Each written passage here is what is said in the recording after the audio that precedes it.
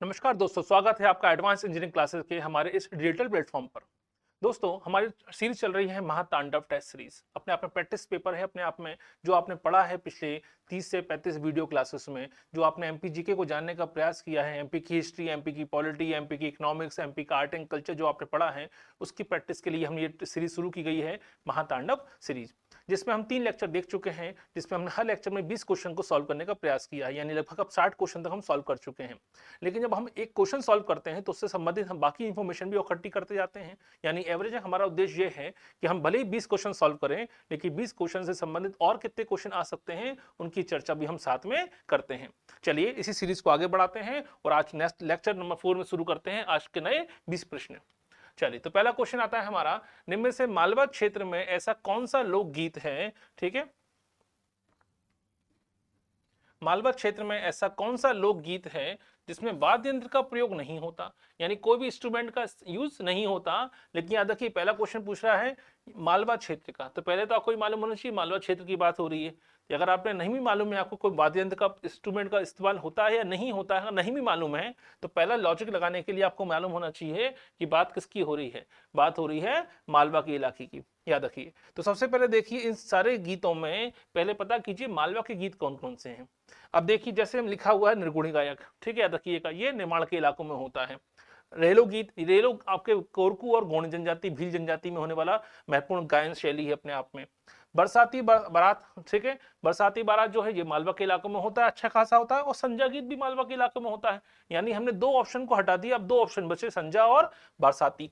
अब महत्वपूर्ण देखिए, संजा, संजा गीत में क्या होता है, हमने पढ़ा था संजा गीत के बारे में, ठीक है, कि भाई इस समय क्या होता है, जो अविवाहित लड़कियां होती हैं अच्छे पति की कामना के लिए घर में सुख शांति समृद्धि के लिए शिव और पार्वती की पूजा करती हैं। इसमें गोबर और घास और पत्तियों से मिला के संजा बनाया जाता है। शाम को 16 दिन पूजा चलती है और 16वें दिन इसमें इसको जो संजा बनाया जाता है उसको पानी में, ठीक है, उसको विसर्जित कर दिया जाता है। इस दौरान जो गांव की लड़कियां होती हैं, अविवाहित लड़की कन्या होती हैं, ये घरों में सभी जुड़ एक प्रकार से सामूहिक रूप से गायन गाती हैं, गीत गाती हैं। इसमें किसी प्रकार का वाद्य यंत्र का इस्तेमाल नहीं होता, हमने पढ़ा था। अगर आपने इस क्लास को मिस किया है तो जाके आप देख सकते हैं, वीडियो में आपको मिल जाएगा, ठीक है। तो आंसर का आंसर क्या आएगा, इसका आंसर आएगा संजा गीत। संजा गीत वो गीत है जिसमें किसी प्रकार का वाद्य यंत्र का इस्तेमाल नहीं होता, सामूहिक रूप से अविवाहित लड़कियां कन्याएं इसको अपने घरों में जो आयोजन होता है, पूजा पाठ होती है, उसके दौरान इस गीत को गाया जाता है। क्लियर है, तो ये हमारा पहला क्वेश्चन बन गया। तो यानी हमें पहले तो हटाना सीखना पड़ेगा कि 2 ऑप्शन कैसे हटाएं। तो पहले तो मालवा पे फोकस कीजिए। मालवा के बाद हमें मालूम पड़ा कि भाई 2 गीत बचते हैं, उस गीतों में 2 गीत में संजा गीत एकमात्र ऐसा गीत है इसमें किसी प्रकार का इंस्ट्रूमेंट या वाद्य यंत्र का इस्तेमाल नहीं होता, ठीक है, याद रखिएगा। तो मालूम पड़ गया भाई क्या होता है, हमने पढ़ा था मालवा के इलाकों में, ठीक है, किशोरियों के द्वारा इस गीत को गाया जाता है, संजा गीत, याद रखिएगा, पितृपक्ष के शाम के समय। चलिए अगला क्वेश्चन देखते हैं। अगला क्वेश्चन है हीड़ गायन, मालवा क्षेत्र का एक लोक गीत है, वो किस माह में गाया जाता है। अब नाम से याद रखिए, हीड़ गायन कहाँ का है, मालवा का। तो एक और क्वेश्चन मिल गया आपको, जवाब मिल गया। अब यहाँ से क्वेश्चन अगर आ जाए हीड़ गायन कौन से क्षेत्र का लोक आपके गीत है, तो आंसर क्या मालूम होगा इसका, इसका आंसर होगा मालवा, ठीक है। देखिए क्वेश्चन में ही एक आंसर छुपा हुआ है, एक और क्वेश्चन छुपा हुआ है कि हीड़ गायन किस क्षेत्र का लोक गीत है, तो एक और आंसर मालूम पड़ गया आपको, मालवा का। लेकिन क्वेश्चन पूछा रहा है किस महीने में गाया जाता है, कवार के, भादो, श्रावण और बैसाख। अब ये महीने जनवरी फरवरी नहीं है, याद रखिएगा, ठीक है। ये महीने कैसे हैं, आपने सुना होगा आषाढ़ का एक दिन, ठीक है, मोहन नाकिश का बड़ा महत्वपूर्ण नाटक है आषाढ़। अभी क्या चल रहा है, आषाढ़ भादो ये सब चल रहा है, अगस्त सितंबर का महीना है, ठीक है। कार्तिक आएगा, अमावस्या आएगी, भादो आएगा, पूस आएगा, फागुन आएगा, चैत्र आएगा। ये सनातन धर्म में जो चलते आ रहे हैं कल्चर, ठीक है, 12 महीने उनके नाम होते हैं। तो आपको जनवरी फरवरी नहीं पूछेंगे एग्जाम में, आपसे क्वेश्चन पूछेंगे कुवार का महीना, भादो का महीना, श्रावण का महीना या बैसाख का महीना। इस समय चल रहा है सावन, याद रखिए, सावन सोमवार भी चल रहे हैं इस समय, याद रखिएगा। तो सावन का महीना चल रहा है, याद रखिएगा। हीड़ गायन जो चलता है वो कौन से महीने में होता है, वो सावन के महीने में गाया जाने वाला एक लोक गीत है, कौन से इलाके का, मालवा के इलाके का। तो यहाँ पे याद रखिएगा, पढ़ते समय अगर जनवरी फरवरी लिखा हुआ है आपके नोट्स में, जनवरी फरवरी से क्वेश्चन नहीं आएंगे, आपको सावन भादो, ठीक है, पूस चैत्र फागुन ये सब मालूम होना चाहिए कम से कम। तो आपसे एक और क्वेश्चन बन गया, हीड़ गायन कौन से क्षेत्र का लोक गीत है, मालवा के क्षेत्र का है, कौन से महीने में होता है, याद रखिए सावन के महीने में होता है, ठीक है। तो हमारे 2 क्वेश्चन सॉल्व हो गए। कौन गाता, अहिर गाते हैं। अहिर मतलब कौन, कृषक समुदाय जो होता है, कृषक समुदाय होता है, याद रखिए, इनके द्वारा गाया जाने वाला एक महत्वपूर्ण गीत है, याद रखिएगा, सावन के महीने में। चलिए तीसरा क्वेश्चन देखते हैं। चंपू काव्य का संबंध किस लोक गायन से है? पहले तो मालूम होना चाहिए चंपू काव्य क्या होता है। हमने पढ़ा था चंपू काव्य के बारे में, जब गद्य और पद्य, याद रखिए ऐसा गीत जिसमें गद्य और पद्य दोनों का मिश्रण होता है इसे कहते हैं चंपू काव्य। ठीक है, याद रखिएगा, जहां गद्य और पद्य दोनों का मिक्सचर होता है, पढ़ा था हमने इसके बारे में, याद रखिए। तो क्वेश्चन है भाई चंपू काव्य का जो होता है उसमें कौन सी गायन शैली का इस्तेमाल होता है, कौन से जो गीत गाए जाते हैं वो चंपू शैली में गाए जाते हैं। तो रेलो गीत तो कोरकू भील में होता है, याद इसमें नहीं होता। संजा गीत में कोई शैली नहीं होती, अभी हमने देखा था, याद रखिए मालवा के इलाकों में। निर्गुणी में संत सिंगा जी की रचनाएं गाई जाती हैं, वो चंपू काव्य में नहीं है। बचा कौन सा? बरसाती वार्ता। क्लियर यहाँ तक है? तो देखिए डायरेक्ट अगर नहीं भी मालूम है तो बाकी तीन ऑप्शन को एलिमेंट करना सीख लीजिए, याद रखिएगा। तो बहुत से क्वेश्चन ऐसे होते हैं जो नहीं मालूम है लेकिन बाकी जिस ऑप्शन से आंसर निकालना सीख लीजिए। कि मालूम है संजा गीत में लड़कियां गीत गाती हैं, इसमें किसी प्रकार की गद्य पद का इस्तेमाल नहीं होता, याद रखिए दोनों का मिश्रण नहीं होता। रेलो गीत एक कोरकू, बैगा और भील जनजाति में गाए जाने वाला महत्वपूर्ण लोकगीत है, इसमें चंपू काव्य कहां से आ जाएगा? निर्गुणिया निमाड़ के इलाके में होता है, इसमें या संत सिंगा जी की कविताओं रचनाओं का गायन होता है, जो किस रूप में होगी? जो पद रूप में है, गद्य रूप में नहीं है। बचा कौन सा? बरसाती वार्ता। क्लियर है यहां तक? तो ये मालूम पड़ गया इसका आंसर क्या होगा? बरसाती वार्ता। ठीक है, तो बरसाती वार्ता एकमात्र ऐसा गायन शैली है जिसमें चंपू काव्य यानी गद्य और पद्य दोनों का मिश्रण होता है। ठीक, याद रखिए। चलिए अब आता है मालवा के क्षेत्र में भील व कोरकू जनजाति द्वारा, अभी मैं बार बार 3 बार बोल चुका हूं कि भाई कोरकू और भील जनजाति कौन सा लोकगीत गाती है, याद रखिए। अब तो याद हो ही गया होगा, वैसे भी याद हो गया होगा। संजा गीत तो लड़कियां गाती हैं, अविवाहित लड़कियां गाती हैं मालवा के इलाकों में, याद रखिएगा। रेलो गीत, ठीक है, अभी हमने बात की थी कोरकू जनजाति, भील जनजाति, बैगा जनजाति के में गाए जाने वाला लोकगीत है। हीड़ गायन अभी हमने देखा था, अहीर गाते हैं, अहीर समाज गाता है, कब? सावन के महीने में, याद रखिएगा। बरसाती बारात, ये तो मालूम है बारिश के महीने में होता है, लेकिन महत्वपूर्ण है कि मालवा के क्षेत्र में कोरकू और भील पर्टिकुलर एक नाम दिया गया है आपको कि इन्हीं ट्राइब्स के द्वारा गाया जाता है गीत। तो आंसर क्या आएगा? आंसर आएगा रेलो गीत, याद रखिएगा। तो सही आंसर क्या होगा? ऑप्शन नंबर बी, जिसकी चर्चा हम 2 बार अभी कर चुके हैं। क्लियर है यहां तक? चलिए अब आता है अगला क्वेश्चन, है क्वेश्चन नंबर 5। लकड़ी और तारों से निर्मित वाद्य यंत्र, ऐसा कौन सा इंस्ट्रूमेंट है जिसमें लकड़ी का इस्तेमाल भी हो रहा है और तारों का इस्तेमाल भी हो रहा है? याद रखिएगा। किसका इस्तेमाल कर रहे हैं इसमें हम? याद रखिए वुड और स्ट्रिंग का इस्तेमाल कर रहे हैं। वुड और स्ट्रिंग का इस्तेमाल करके क्या क्या बन सकता है? याद रखिए आपने सुना होगा मंजीरा, क्या मंजीरे में तार होते हैं? नहीं होते हैं। मृदंग ढोलक की तरह होती है, तबले की तरह होती है? नहीं होते हैं। चिंकारा और चंग, याद रखिए चिकारा में नहीं होता, चंग ऐसा एकमात्र वाद्य यंत्र है जिसमें वुड और स्ट्रिंग दोनों का इस्तेमाल होता है, याद रखिएगा। तो कलगी तुर्रा पड़ा होगा, निमाड़ के इलाके में होता है। पहला क्वेश्चन तो इनसे बन गया, कहाँ का इलाके का है? याद रखिए, यहाँ से क्वेश्चन लिखा नहीं लेकिन मालूम होना चाहिए निमाड़ क्षेत्र का है। कलगी तुर्रा कहाँ पे होता है? निमाड़ में होता है। पढ़ा था हमने कलगी तुर्रा 2 अखाड़े होते हैं, एक कलगी एक तुर्रा। कलगी क्या कर बताते हैं? जो शिव की पूजा करते हो, तुर्रा शक्ति को महत्वपूर्ण बताते हैं। तो 2 अखाड़े होते हैं जो शक्ति की आराधना करते हैं और शिव की आराधना करते हैं, और लोक गायन परंपरा होती है, याद रखिएगा। तो निमाड़ क्षेत्र का लोकगीत है अपने आप में कलगी तुर्रा, ये मालूम पड़ेगा हमें, याद रखिएगा। 2 अखाड़े होते हैं कलगी तुर्रा में, क्या होते हैं? 2 अखाड़े होते हैं। 2 अखाड़े के बीच में ये गायन शैली होती है, 2 समुदाय 2 ग्रुप के रूप में लोक गायन किया जाता है। इसमें स्ट्रिंग और वुड, याद रखिएगा, दोनों से बना एक इस्तेमाल होता है, उसे कहते हैं चंग। क्या कहते हैं? चंग। तो सही आंसर क्या आएगा? लकड़ी और तारों से निर्मित किस वाद्य यंत्र का इस्तेमाल होता है कलगी तुर्रा में? चंग का इस्तेमाल होता है। और कलगी तुर्रा कौन से इलाके का लोक गायन शैली है? निमाड़ के क्षेत्र की लोक गायन शैली है। अगर नहीं भी मालूम है आपको कलगी तुर्रा, आपको नहीं भी मालूम है चंग के बारे में, तो लॉजिक लगाइए कम से कम। मंजीरा तो सबने सुना होगा, ठीक है, घरों में भागवत होती है, रामायण की कथा होती है, मंजीरे तो बजाए होंगे। तो मंजीरे में क्या तार होता है? नहीं होता। स्ट्रिंग होती है कि नहीं होती? मृदंग में ढोलक की तरह होता है? नहीं होती, याद रखिए। 2 ऑप्शन तो वैसे ही हट गए आपके लिए, याद रखिएगा। तो चंग एकमात्र ऐसा वाद्य यंत्र है जो कलगी तुर्रा में इस्तेमाल में होता है, ठीक है, याद रखिए किसका इस्तेमाल होता है? चंग। अगला है मृदंग और झांझ के साथ उच्च स्वर में गाए जाने वाला लोक गायन कौन सा है? मृदंग और झांझ आपके उच्च स्वर में गाए जाने वाला लोक गायन कौन सा है? भाई मासड़िया है, सतसंगा जी है, नाथपंथी है और गरबा गरबी है। गरबा गरबी नृत्य की तरह होते हैं, याद रखिएगा, ये भी गायन शैली है लेकिन नृत्य की तरह होती है।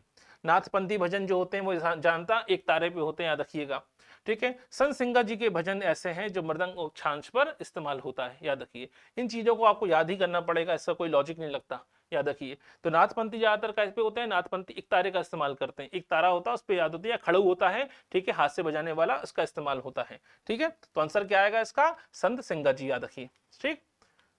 तो किसका इस्तेमाल होता है? निगुण संत होते हैं, याद रखिए, निगुण पदों का भजन करते हैं, संत सिंह जी के पदों का भजन होता है निगुण में। चलिए अगला देखते हैं। अगला क्वेश्चन है उर्मिल परियोजना मध्य प्रदेश और किसकी परियोजना है? यहाँ पे क्वेश्चन है भाई कौन से राज्य की परियोजना है? तो पहले तो मालूम होना चाहिए उर्मिल परियोजना की बात हो रही है। अब पहली बात तो उर्मिल परियोजना कौन सी नदी पर है? उर्मिल नदी पर है।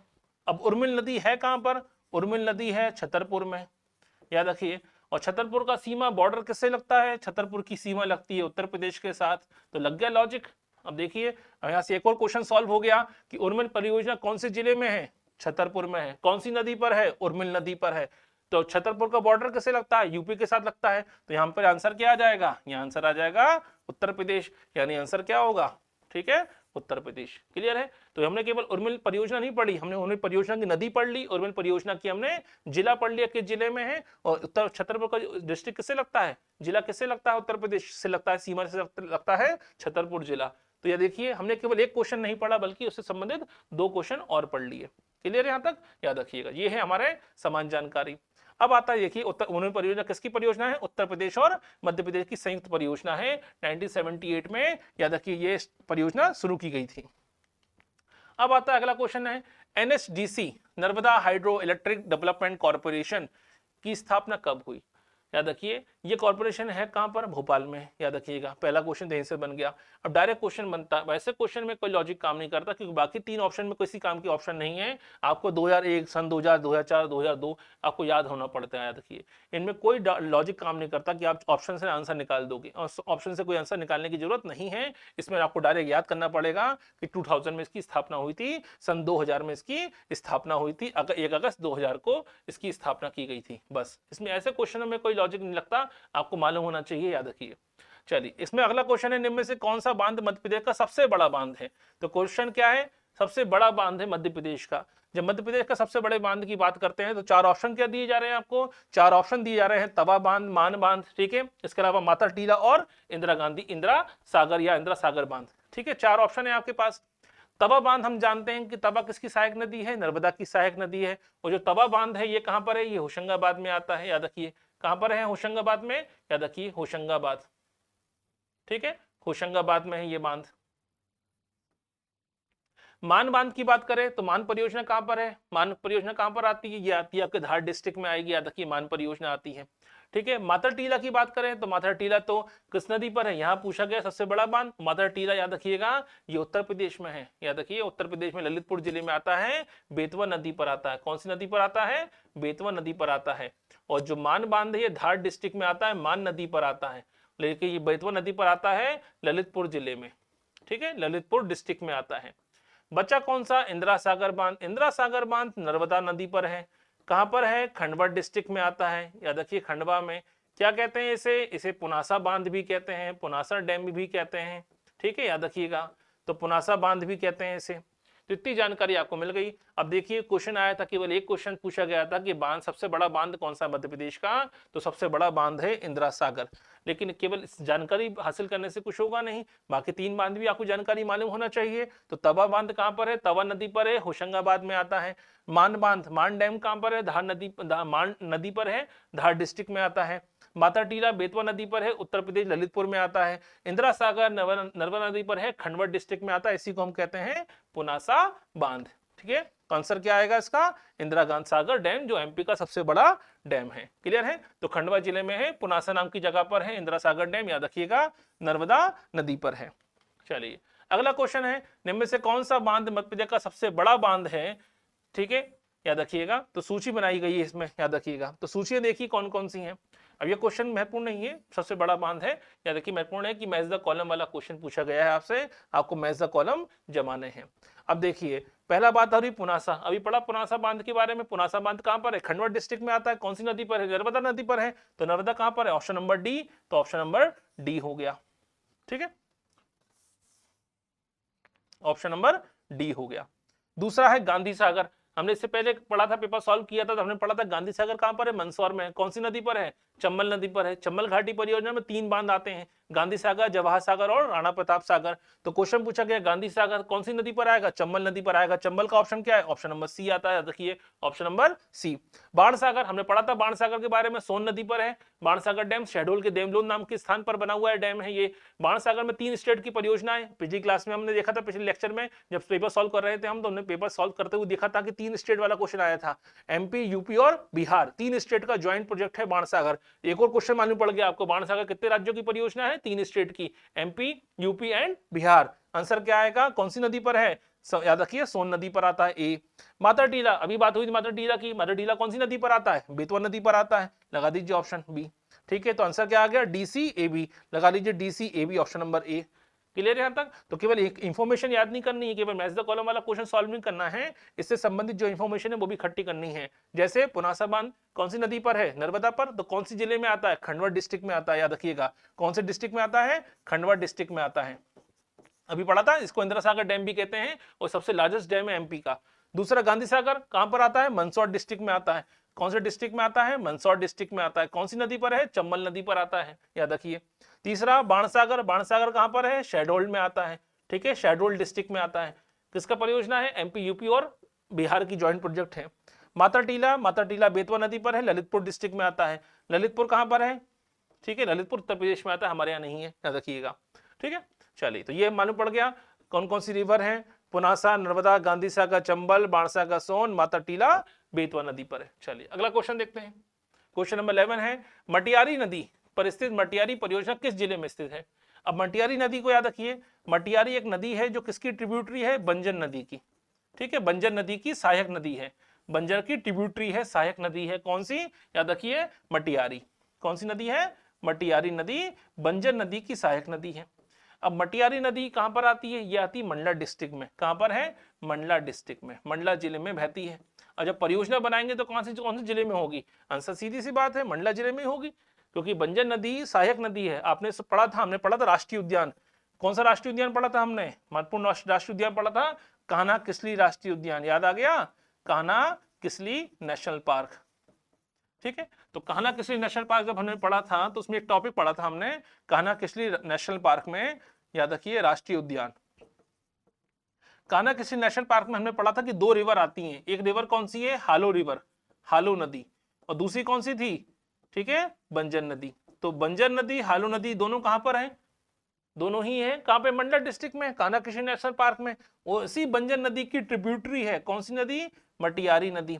इसलिए परियोजना कौन सी चल रही है, मटियारी परियोजना। तो कौन से जिले में होगी, सीधी सी बात है, मंडला डिस्ट्रिक्ट में होगी। तो कान्हा किसली से लिंक करके पढ़ा हमने, तो क्वेश्चन बन गया हमारा। ठीक है, चलिए आगे बढ़ते हैं।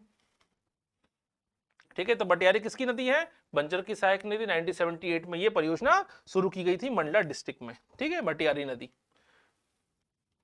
अगला देखिए, चंबल घाटी परियोजना किस वर्ष शुरू हुई थी।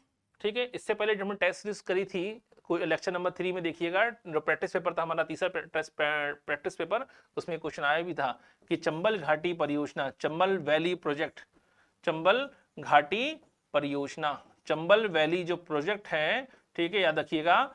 ठीक है, ये शुरू हुआ था पहली पंचवर्षीय योजना के दौरान, फर्स्ट 5th ईयर प्लान पढ़ा था, फर्स्ट 5th ईयर प्लान, पहली पंचवर्षीय योजना के समय शुरू हुआ था, फर्स्ट 5th ईयर प्लान के समय ये शुरू हुआ था। अब चंबल घाटी परियोजना जो है वो कौन सी नदी पर है, ये तो मालूम ही है, चंबल नदी पर है। ठीक है, याद रखिएगा, नदी कौन सी हो गई, चंबल। चंबल घाटी परियोजना किसकी परियोजना है, राजस्थान और एमपी का ज्वाइंट प्रोजेक्ट है, ये भी मालूम पड़ गया हमें, एमपी और राजस्थान का ज्वाइंट प्रोजेक्ट है अपने आप में।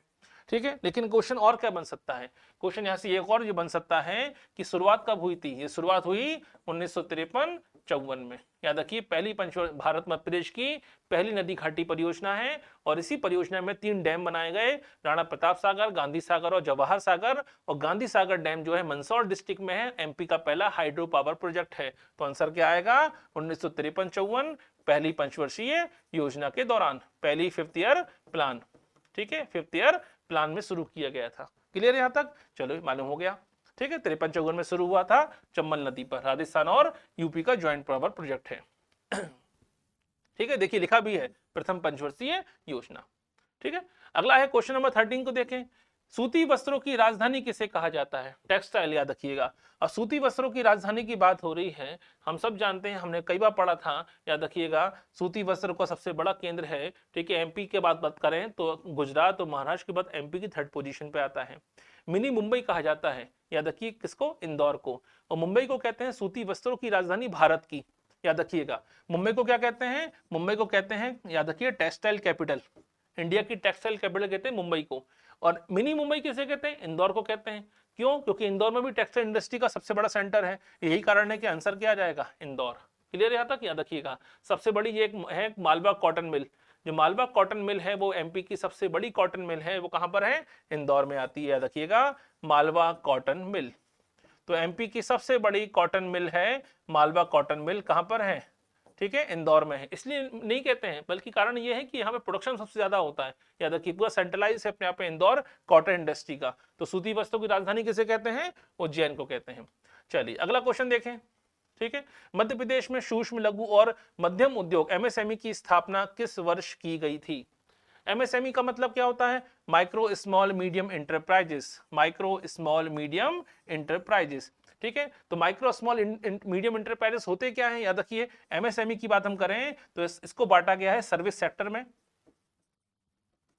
और मैन्युफैक्चरिंग में। ठीक है, सर्विस एंड मैन्युफैक्चरिंग के हिसाब से बांटा गया है। तो इसमें निवेश के हिसाब से बांटा जाता है कि अगर 25 लाख का निवेश हो रहा है तो किसे माइक्रो कहेंगे, 25 लाख से 1 करोड़ तक का निवेश हो रहा है तो क्या कहेंगे। इस तरीके से आपने इकोनॉमिक्स वाली क्लासों में पढ़ा होगा, इसे याद रखिए इस टॉपिक को।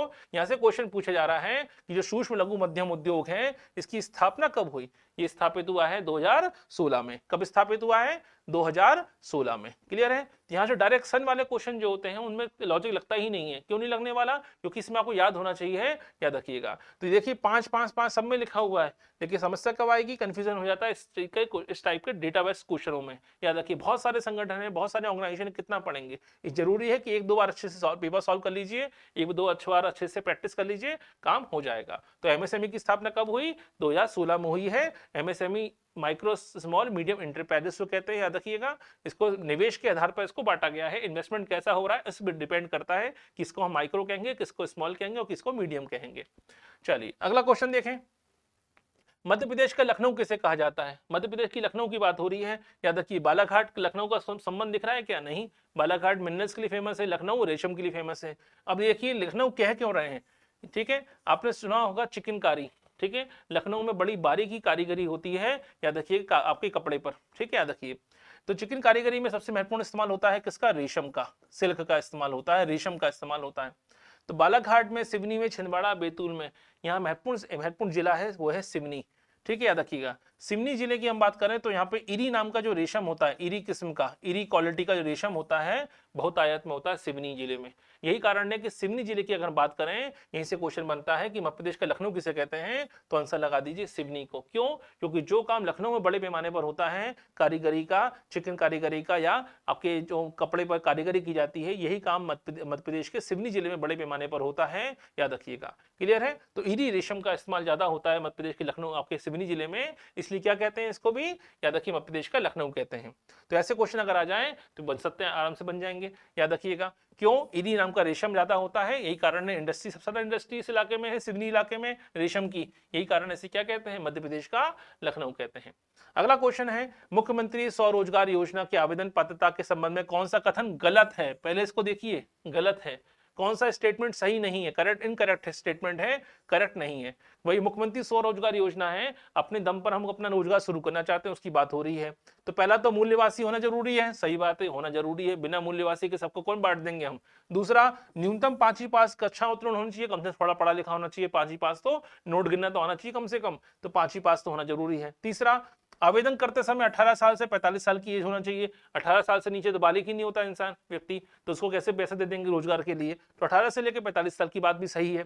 चौथा कह रहे हैं कि आय का सीमा का कोई बंधन नहीं है, लेकिन आयकर दाता, ठीक है, होना चाहिए। अगर वो इनकम टैक्स के दायरे में आ जाएगा, ठीक है, तो जरूरत क्या है मुख्यमंत्री स्वरोजगार योजना की, ठीक है। इनकम टैक्स का स्लैब क्या है? लगभग 5 लाख रुपए चल रहा है। तो ऐसे में अगर उसको इनकम टैक्स के आता होगा, इनकम टैक्स के स्लैब में शामिल हो जाएगा, तो मुख्यमंत्री स्वरोजगार योजना करेगा क्या? इसका मतलब उसकी पहले से कोई ना कोई इनकम हो रही है।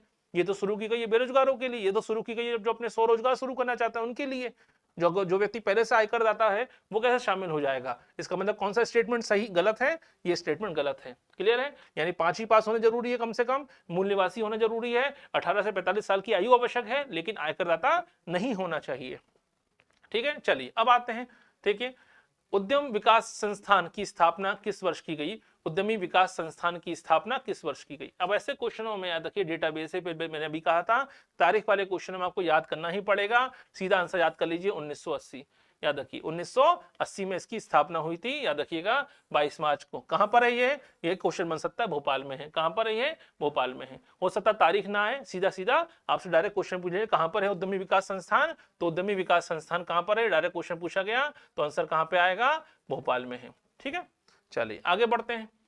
मुख्यमंत्री तीर्थ दर्शन योजना, हम सब जानते हैं जो 60 साल से प्लस के जो बुजुर्ग हैं इन सबको मुख्यमंत्री तीर्थ योजना के तहत क्या कराया जाता है? तीर्थ दर्शन कराए जाते हैं। ठीक है, केदारनाथ, आपके बद्रीनाथ, ओंकारेश्वर नासिक में, ठीक है, त्र्यंबकेश्वर, इन सभी आपके जगन्नाथपुरी, ठीक है, आपके सोमनाथ, इन सब की हरिद्वार, ये सारे दर्शन कराने के लिए मुख्यमंत्री दर्शन योजना, तीर्थ दर्शन योजना शुरू की गई थी। आपसे डायरेक्ट क्वेश्चन पूछा गया कब की गई थी? याद रखिए 2012 में। 2012 में शुरू की गई थी ये योजना। कोरोना के समय बंद कर दी गई थी, अब इसको फिर से शुरू कर दिया गया है। याद रखिएगा डायरेक्ट क्वेश्चन आएगा, मुख्यमंत्री तीर्थ दर्शन योजना कब शुरू की गई? 2012 में शुरू की गई। क्लियर यहां तक? याद रखिए 2012 में इस योजना को शुरुआत की गई थी। अब आता है बेटी बचाओ बेटी पढ़ाओ योजना की शुरुआत कब की गई? ठीक है, ये योजना शुरू होती है 2015 में। याद रखिएगा 2015 में इस योजना को शुरू किया गया था सोनीपत जिले से। ठीक है, कहां से शुरू किया गया था? सोनीपत जिला। सोनीपत जिला कहां पर है? हरियाणा में। तो प्रधानमंत्री ने कहां से शुरू की थी? हरियाणा डिस्ट्रिक्ट से शुरू किया गया था, सोनीपत जिले से शुरू किया गया था 2015 में। याद रखिएगा जब बेटी बचाओ बेटी पढ़ाओ क्वेश्चन बनता है तो एक और क्वेश्चन बनता है 24 जनवरी। 24 जनवरी को क्या होता है? इस दिन मनाते हैं राष्ट्रीय बालिका दिवस। क्या बनाते हैं? राष्ट्रीय बालिका दिवस मनाया जाता है। याद रखिएगा, तो क्वेश्चन डायरेक्ट क्वेश्चन आया है, जनवरी 2015 में शुरू की गई थी योजना। ठीक है, जनवरी 2015 में शुरू की गई थी बेटी बचाओ बेटी पढ़ाओ स्कीम। ठीक है, इसके अलावा देखें दीनदयाल रसोई योजना की शुरुआत कब की गई? दीनदयाल रसोई योजना क्या है? जो भी बस स्टैंड के इलाके हैं, जहाँ पे रैन बसेरा के इलाके हैं, जहाँ लोग अपने भरपेट खाना खा सकते हैं लेकिन इतनी इनकम नहीं है, याद रखिए तो वहाँ 5 रुपये 10 रुपये के हिसाब से सरकार के द्वारा व्यवस्था की जाती है भरपेट खाने खाने की। जो समाज के गरीब वर्ग हैं, जो जरूरतमंद लोग हैं, ठीक है, वो कम से कम अपनी सम्मानजनक भोजन कर सके, एक टाइम का खाना खा सके कम से कम, इसी व्यवस्था के लिए की गई है दीनदयाल रसोई योजना की शुरुआत। ठीक है, एक योजना और चलती है, उसे कहते हैं राम रोटी योजना। लेकिन राम रोटी योजना अलग है और दीनदयाल रसोई योजना अलग है। दीनदयाल रसोई योजना ज्यादातर आपके सरकारी अस्पतालों के पास में रैन बसेरा जो होते हैं, यहाँ पे खाने की सुविधा प्रोवाइड कराई जाती है। इस स्कीम के तहत ये शुरू हुई थी अप्रैल 2017 में। ठीक है, तो कब शुरू हुई ये स्कीम? शुरू हुई अप्रैल 2017 में शुरू की गई थी दीनदयाल रसोई योजना। क्लियर यहां तक? तो ये हैं आज के हमारे 20 क्वेश्चन। इस 20 क्वेश्चन के माध्यम से हमने और अपनी परफॉर्मेंस को बेहतर करने का प्रयास किया होगा आपने। ठीक है, इसके अलावा यही सीरीज आगे चलती रहेगी, इसमें लगातार आपको नए नए क्वेश्चन मिलते रहेंगे और उन क्वेश्चन से संबंधित और भी इंफॉर्मेशन मिलती रहेगी कि साथ में इनसे रिलेटेड क्वेश्चन कैसे आ सकते हैं। क्योंकि एक क्वेश्चन नहीं बनता है, उसके 4 ऑप्शन से भी क्वेश्चन बन सकते हैं, उस क्वेश्चन के अंदर भी क्वेश्चन छुपा होता है, वो भी मालूम होना चाहिए कम से कम आपको। इसलिए प्रैक्टिस कीजिए, भले क्वेश्चन 20 हो या 22 हो 50 हो, लेकिन जितने ज्यादा हम क्वेश्चन सॉल्व करेंगे उतनी ही हमारी याददाश्त बढ़ेगी, उतनी ही हमारी चीजें याद रखने की क्षमता बढ़ेगी, उतनी ही हमारी गलती होने की संभावना भी कम हो जाएगी। तो मिलते हैं अगली क्लास में। आप चाहें तो ज्वाइन कर सकते हैं हमें फेसबुक पे, इंस्टाग्राम और टेलीग्राम के माध्यम से, लिंक प्राप्त कर सकते हैं। लक्ष्य बैच अभी भी अगर आपने ज्वाइन नहीं किया है तो ज्वाइन कीजिए, पूरा कोर्स उसमें कराया जा चुका है। ठीक है, आपको अच्छी से अच्छी जब मार्गदर्शन प्राप्त होगा। मिलते हैं अगली क्लास में, टिल देन गुड बाय।